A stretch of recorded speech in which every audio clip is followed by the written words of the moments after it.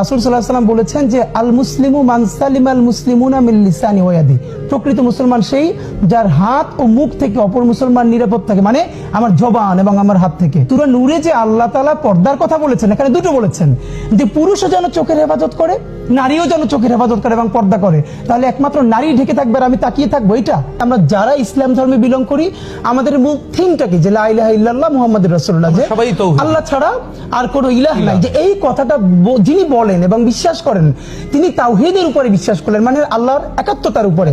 আর এটা যিনি বিশ্বাস করেন তিনি তাওহীদি, তিনি এই তাওহীদকে আমরা বাংলায় বলে যারা মুসলিম আছি আমরা সবাই তাওহীদি জনতা। সকল মুসলমান যিনি আল্লাহর কাছে আত্মসমর্পণ করেছেন কালিমার ভিত্তিতে, প্রত্যেকে তাওহীদি জনতা, প্রত্যেকে।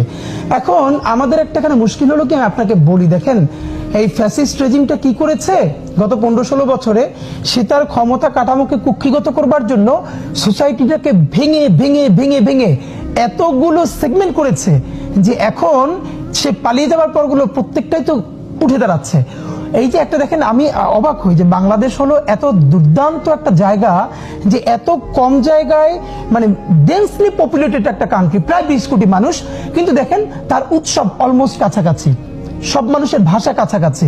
তাহলে এখানে যে আমাদের কালচারাল ডাইভার্সিটি ছিল, এবং এটা কি আজকের, আপনি যেখানে বড় হয়েছেন, আমরা বড় হয়েছি, আমরা তো আজীবন এই কালচারের মধ্যে এই যে পরমত সহিষ্ণুতা, ধরেন বাউল শিল্পী তো আরো অনেক বড় কথা, সে নিজেও তো মুসলমান দাবি করে, রাইট? এখন আমরা তো বরং আমাদের প্রতিবেশী যারা হিন্দু বন্ধু আছে, আমরা এই কালচারের মধ্যে বড় হয়েছে। মাগরিবের আজানটা পড়লে আমাদের পিসিদেরকে দেখতাম যে তারা এটাকে অনার করে।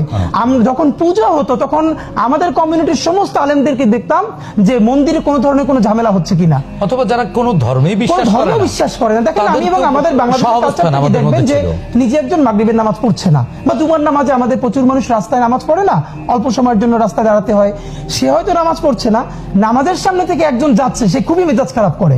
ইভেন সে হিন্দু ধর্মের যদি পূজায় কেউ ডিস্টার্ব করে, এর মানে এখানকার মানুষ ধর্ম ভালোবাসে, এই ভ্যালুজটাকে মূল্যায়ন করে, শ্রদ্ধাশীল। কিন্তু আমার আফসোসটা হলো কি, আপনি একটা ব্যাপার নিশ্চয়ই খেয়াল করবেন, যেটার ব্যাপারে আমরা সবার আগে প্রতিক্রিয়া জানিয়েছি, দুটো ব্যাপার, এবং আমরা এত চাপে পড়েছি, এবং বাংলাদেশে কোট আনকোট যারা বলেন যে তারা প্রগতিশীল, তারা এইটার ব্যাপারে খুব কম রিয়াক্ট করেছেন। এরপর আমাদেরকে শুনতে আমরা নাকি, যেমন একটা আপনাকে বলি, আপনার মনে আছে নিশ্চয়ই যে গণ অভ্যুত্থানের পরে পরে ঢাকা বিশ্ববিদ্যালয়ের এক শিক্ষার্থীকে, ওখানকার একজন 3য় শ্রেণী কর্মচারী একটা বাজে মন্তব্য করেছিল এক নারী শিক্ষার্থীকে।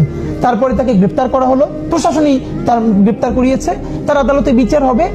আমরা দেখলাম যে রাত্রিরে কোট আনকোট তারা তৌহিদি জনতা নাম দিয়ে সেই থানার সামনে হাজির হলো যে তাকে ছাড়াতে হবে। এবং সব থেকে আমার খারাপ লাগলো, পরের দিন যেটা গিয়ে দেখলাম, তাকে যখন কোর্ট জামিন